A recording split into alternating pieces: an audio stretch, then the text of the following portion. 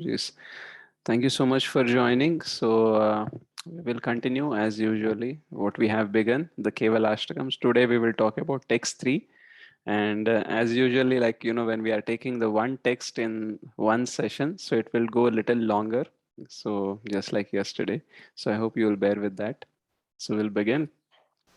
Jaya Jaya Shri Chaitanya Jaya Nityananda Jaya Advaita Chandra Jaya Gaura Bhakta Vrinda Jaya Jaya Shri Chaitanya Jaya Nityananda Jaya Advaita Chandra Jaya Gaura Bhakta Vrinda Jaya Jaya Shri Chaitanya Jaya Nityananda Jaya Advaita Chandra Jaya Gaura Bhakta Vrinda मुखं करोति वाचालं पङ्गुं लङ्घयते गिरिं यत्कृपातमहं वन्दे श्रीगुरुं दीनतारिणं परमानन्दमाधवं Sri Chaitanya ईश्वरम्. So we'll sing Shiksha Kevalashtakam, then we'll go it into explanation. मधुरं मधुरेभ्योऽपि मङ्गलेभ्योऽपि मङ्गलम् पावनं पावनेभ्योऽपि हरे नामेव केवलम् हरे नामेव केवलम् आब्रह्मस्तम्भपर्यन्तं सर्वमायमयं जगत् सत्यं सत्यं पुनः सत्यम् हरे नामेव केवलम् हरे नामेव केवलम् सगुरो सपिता चापि समाता बन्धवोऽपि सः शिक्षये चेत् सदा स्मर्तुम् हरे नामेव केवलम् हरे नामेव केवलम् निश्वासे नाहि विश्वासः कदा रुद्धो भविष्यति कीर्तनीयमतो बाल्यात् हरे नामेव केवलम् हरे नामेव केवलम् हरिसायदावसे तत्र यत्र भागवता जनाः गायन्ति भक्तिभावेन हरे नामेव केवलम् हरे नामेव केवलम् अहो दुःखं महादुःखम् दुःखदुःखतरं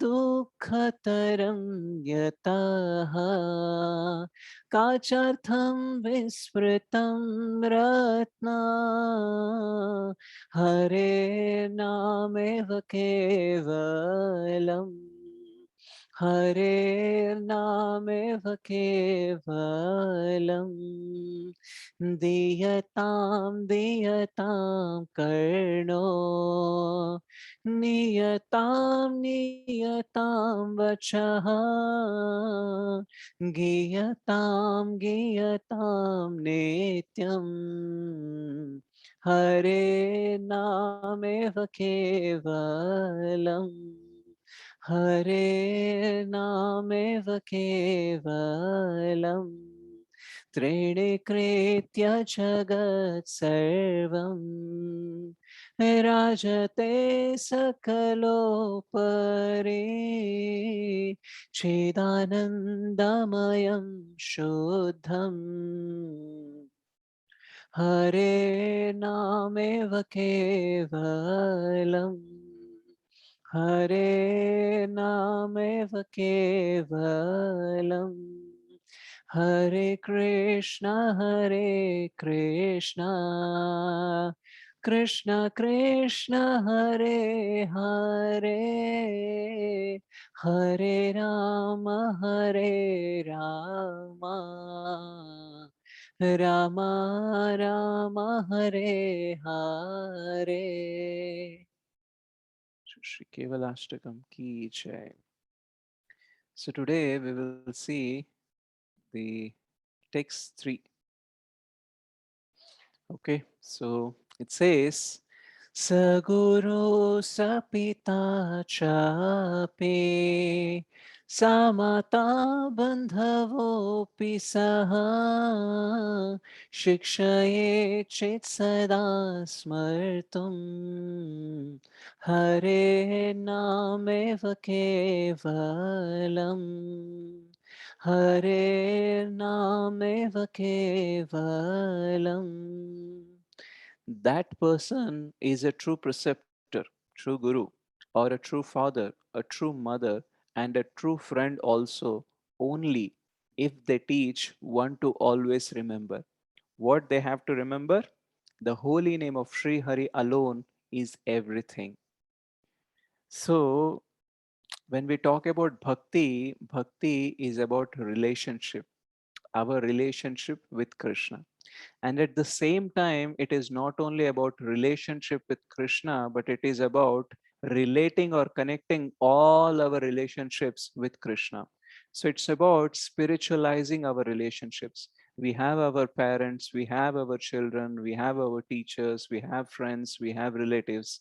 But all of them, if we start seeing only in materialistic perspective, then we will not be able to spiritualize our relationships. So how we can spiritualize our relationships? By seeing them also in connection with Krishna. Oh, Krishna has given me these parents, Krishna has given me these children, Krishna has given me these friends, Krishna has given me these relatives. So if we are able to see them in connection with Krishna, then we will be able to spiritualize our relationships.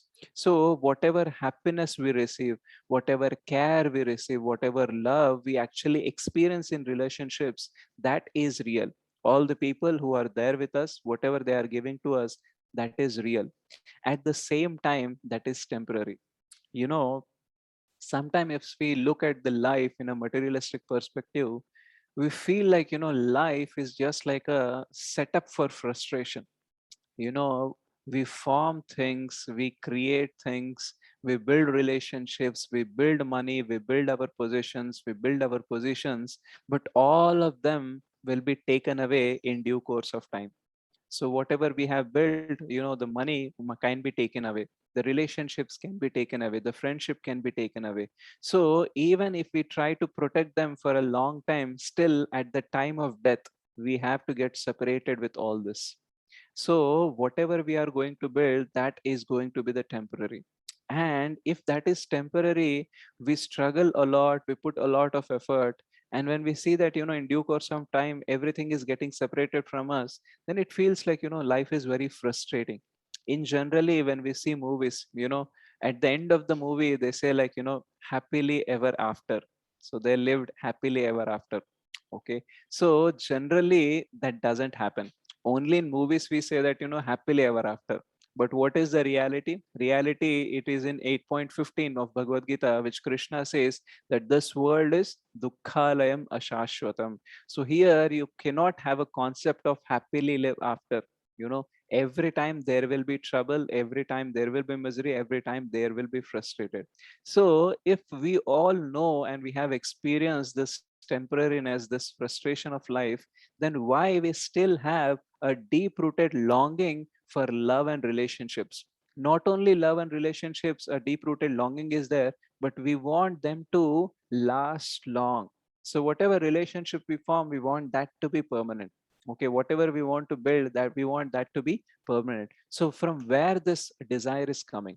So imagine that you are going in a conference room, right? And you are seeing the lights, you are seeing the carpet, you are seeing the chairs, and suddenly you started seeing a gold coin.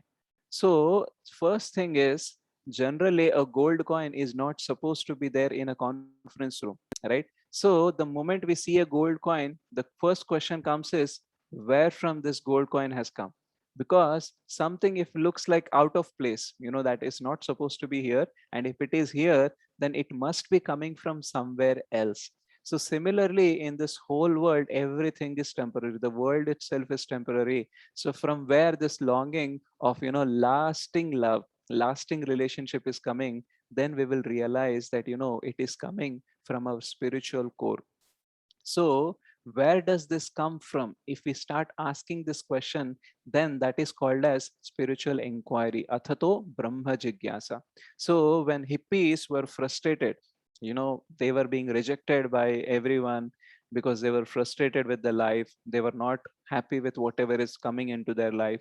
So they started giving up the culture, and that's how the counterculture movement started in US.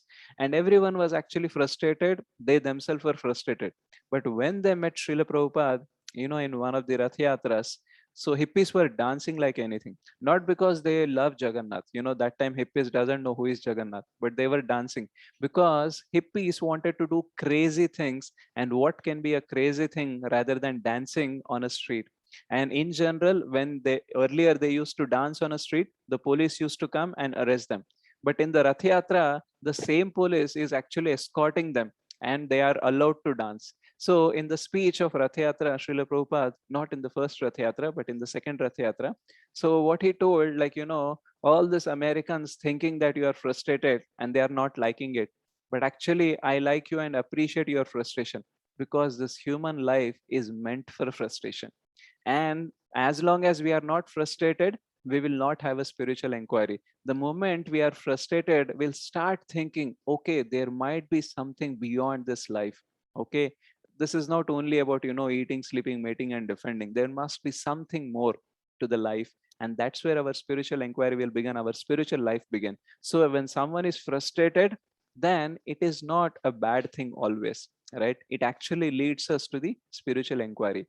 Yes, Krishna says about four kinds of people who come to him, artho, artharthi, jigyasu, and jnani, right? So those who are in the want of money, those who are distressed, those who are inquisitive, right? And those who are jnanis, knowledgeable. But actually the framework of Kali Yuga is such that the four kinds of people who come to Krishna are the distressed, the distressed, the distressed, and the distressed. Because to make money, to make more money, we have multiple ways. Okay, we need not come to the God.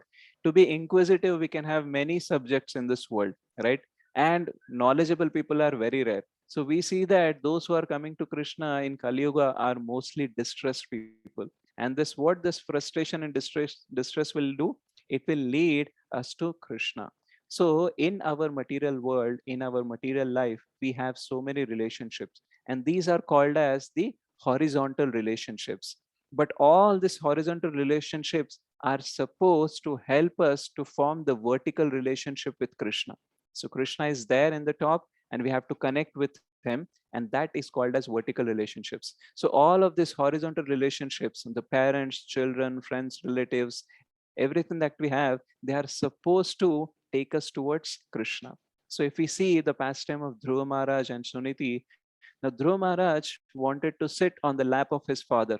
Okay, he was not only trying, but he was actually climbing his father's lap. And then what happens? The stepmother of Dhruva Maharaj comes and she actually pushes him away. And she says that, she says so many hurtful words like, you are not supposed to sit on his lap. If you want to sit in his lap, you have to take birth from my womb. Okay, and without that, don't expect to sit on lap of your father. So, and this stepmother of Dhruva Maharaj was the favorite queen of Dhruva Maharaj's father. And during this scene, Dhruva Maharaj see that, his father was silent, and he got devastated because he got insulted, he got deprived of his own father's lap, and his father was silent. So for children, their whole world is their father and mother. And when they see that, they are getting distressed, they are getting deprived of something, and if their parents are silent, it will be a devastating experience. So he was like a broken heart. And before he reached to his mother Suniti, the maids over there, they ran to Suniti and told the whole incident what happened.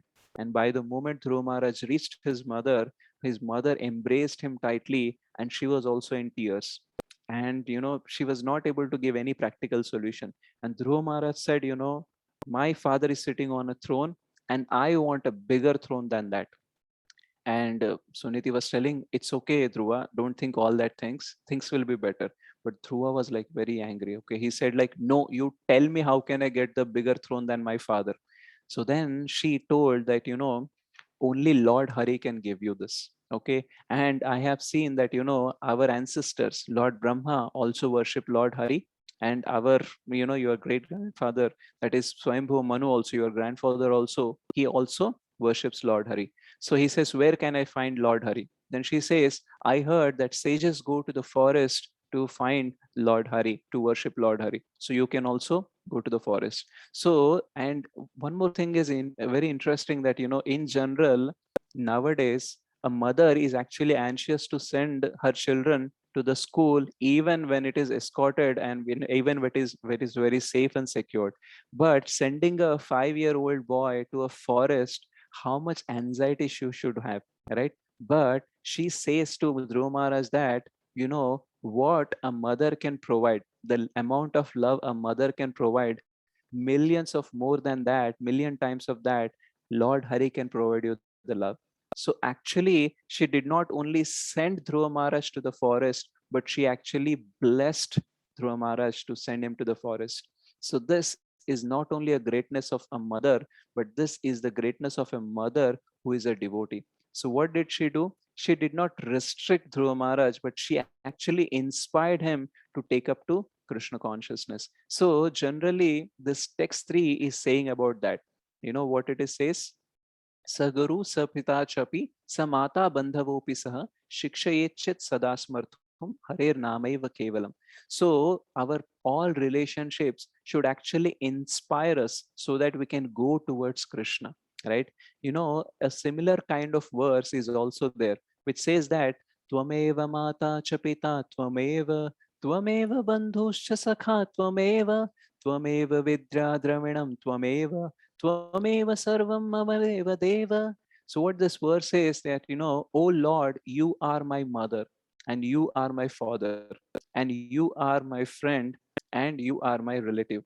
And it is not only that, you are my people, but you are also vidya, you are also knowledge, and you are also the wealth that can have. So, oh Lord, actually, all in all, you are everything for me. So here, this verse also says similar, that, the parents or all our relationships are supposed to be the representatives of the Supreme Lord.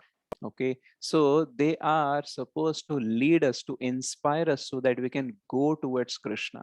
Okay, but what happens in general is that, we have a different kinds of problems.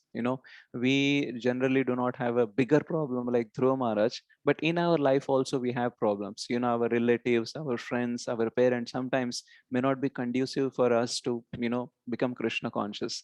Now they say like, okay, you can chant little in the morning, you can chant it little in the evening, but you need not chant 2 hours like this. Because for them, religion means doing some part of bhakti, and you just focus on your material life. Okay, going to temple once, maybe putting a coin in the hundi, and just praying for the Lord to get good marks, to get a good job, good wife, and all this is religion. That is okay till that moment, it is okay. But when it turns into bhakti, okay, they feel like, these Hare Krishna devotees are fanatical, because they chant for 2 hours, and so much of this thing, that thing they do, so much of austerity, they give up this thing, that thing. So many parents actually, they start introducing one more verse from the Upanishads. What is that verse? They say that, you are doing all this and you are saying that God, but don't you remember that Matru Devo Bhava, Pitru Devo Bhava? You should remember this also. You should follow our words also. So actually, in the Taittiriya Upanishad, it is given that Matru Devo Bhava and Pitru Devo Bhava. So generally, this has a context that, mother and father are the representatives of the God.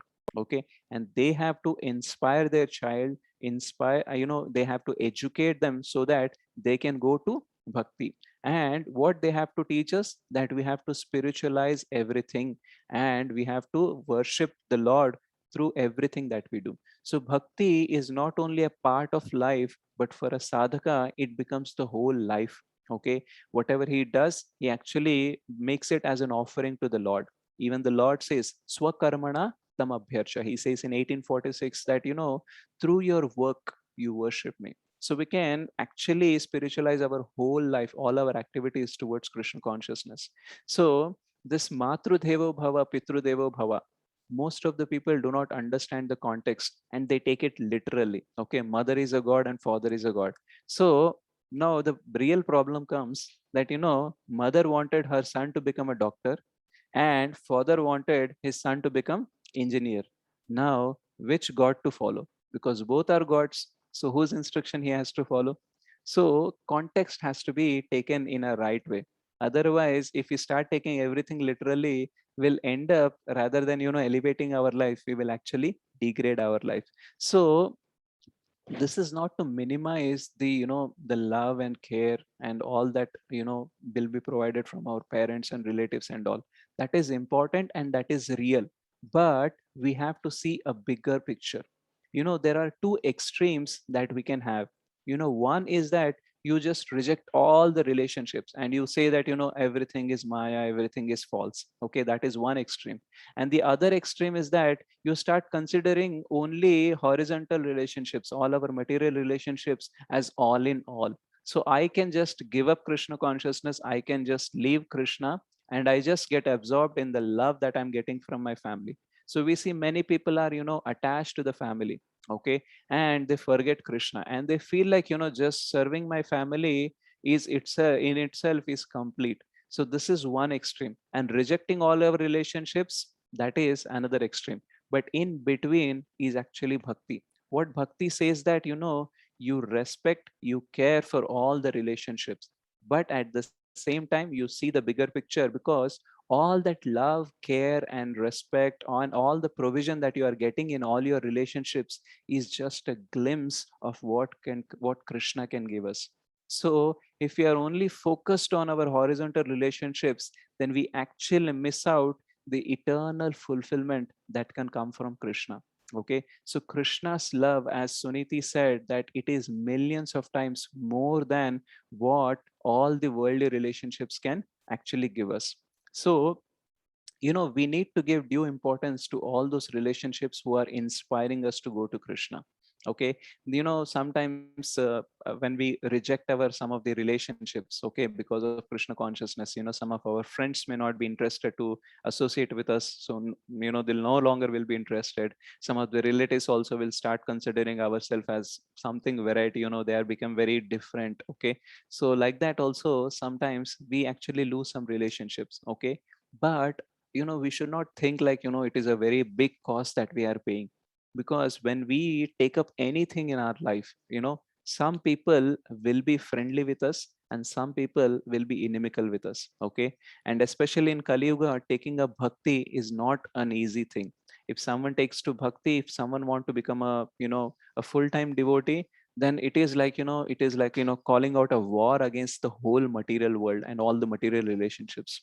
So there was a one of the story of a devotee that in the Radha Gopinath temple, that one son of one person decided that he will become a brahmachari. Okay, and that person had three sons, and out of that one son decided that he'll become a brahmachari. And the moment he has taken that decision, his father told him in a very harsh way that you do not enter my house again. For me, you are dead. Okay, you have decided that you want to join the temple and become a brahmachari. Now I will consider you as dead, so never come back to this home. And that relationship was over. And over a period of time, they all continued. He became a brahmachari, he continued to serve in the temple. His father with his two sons continued. And over a period of time, when he got old, this person was very sick and in the verge of death. And this person has accumulated good amount of property. And before he start sharing about his property, he doing the division and all, the other two sons who were there, they already started fighting for the property. Okay, who will take what and all, that quarrel was going on. and this person has already kept some amount of property for his wife who is going to survive, and she was not so literate, okay, she was not so educated. So that time, by seeing the quarrel of these two children, he called his wife and told, I have kept some property for you, okay, so that you can survive nicely. And if you need any guidance or any suggestions about what to do with the money, I suggest you to consult your brahmachari son. So why he said that? Because your brahmachari son is selfless person, and he will not have any selfish desires towards money. He will only give nice suggestions that will be helpful for you. So you go and consult him only. Why he could able to see that? Because when he was, he was going through this hard period of, illness and all, that time his brahmachari son came, and he has introduced him to the devotee doctor. He has taken care of him, he served him that, and he could realize that, I have rejected my son, but my son has not rejected me. He was still my son, he was still serving me. And at the end, on whom he could depend? On that same brahmachari son. So sometimes there will be disturbance in our relationships because of Krishna consciousness. But in the ultimate perspective, over a period of time, all will realize that, Krishna consciousness is the ultimate thing. And all the relationships has to be seen in connection with Krishna only. Okay. So we need to give due importance to all those who are inspiring us to Krishna. And all those who are not supportive, who are not, conducive, who are inimical, what we have to see that, some relationships will actually inspire us to go towards Krishna, and some relationships will get inspired by us to go towards Krishna. So when someone is not conducive, someone is rejecting us, someone is inimical to us, we have to be good people. Okay, we have to be nice, we have to be polite, and we have to be respectful. Maybe sometimes we can be close to them, we can create a distance, but at all the times we should not give them any feeling that, we are rejecting them.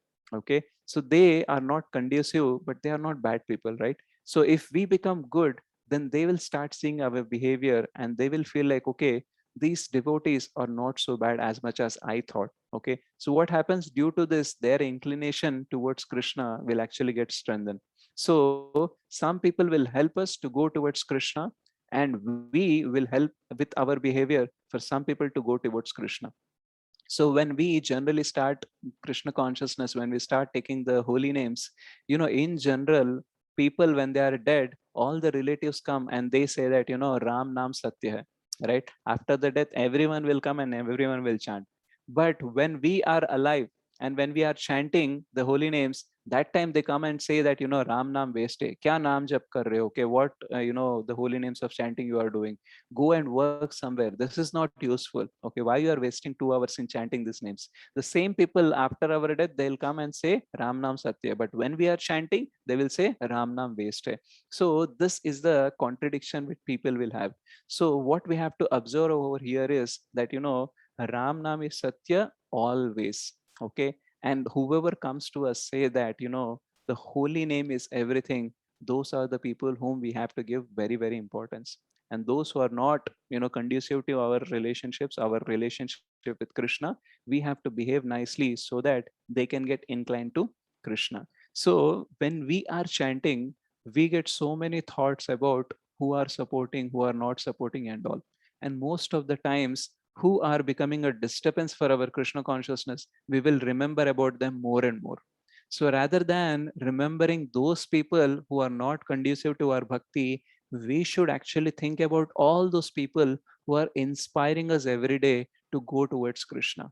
Okay, like that, what will happen? We will be able to give due respect to those people who are inspiring us, and we will also get strength so that we can deal with those who are not conducive to our Krishna consciousness. If we are thinking about, the disturbing people throughout the chanting, what we are doing is we are solidifying our thoughts, our inimical thoughts towards them, and because of that it will reflect in our behavior also.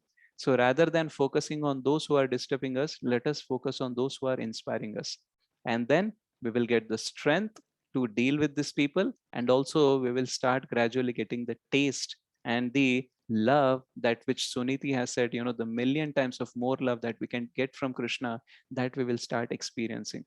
So when this verse says, स गुरु स पिता चपि स माता बंधवोपि सह Shikshayet chet sada smartum harer nameva kevalam. So who is the true father, who is a true guru, who is a true mother, who is a true friend? Those who will tell you that the holy name alone is everything.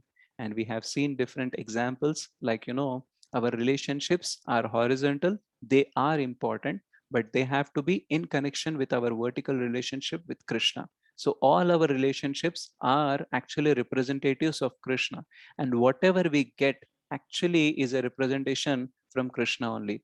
In general, the true love, the selfless love, we are not able to see in this material world. But the closest of true selfless love we can see between a mother and a newborn baby. And the newborn baby may not know, but the mother has to realize that, it is Krishna who has sent this baby in my womb. It is Krishna who has created milk so that I can nourish this children. So if they start seeing that the child is my property, then we will be caught in material relationship. But if we see that, Krishna has given me this, then we will be able to nourish ourselves better, and we will be able to nourish our children also better. So we have to start seeing everything in connection with Krishna. And we have seen that, this world is dukkhalayam ashashvatam. So rather than just, thinking about to make life happy with the material things, we have to understand that even the frustration is good for spiritual inquiry. Just like hippies were frustrated and they could get a Krishna consciousness.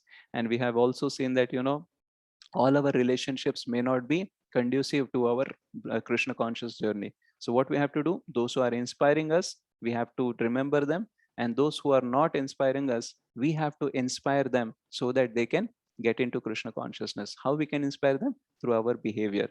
So we have seen that, sometimes people use a word called matru deva bhava, pitru deva bhava. So that time we have to remember the context, that is, those are representatives of the God, but they themselves are not God. Okay. And when we see everything in connection with Krishna, we will be able to make sense of everything. So all this long lasting love and relationship, all these desires are coming because we are spiritual. And when we are spiritual, we have a responsibility to connect with that eternal reality, which is Krishna. And when we do like this, and people around us who are helping us to remember all these things, those are the true father, true friend, true mother, and true relatives. So this is what text 3 says. So I'll sing this text 3 again so that you can meditate on what we have spoken till now. Saguru sapita chapi samata bandhavopi saha shikshaye chit sada smartum hare nameva kevalam hare nameva kevalam. Thank you so much, everyone. Hare Krishna.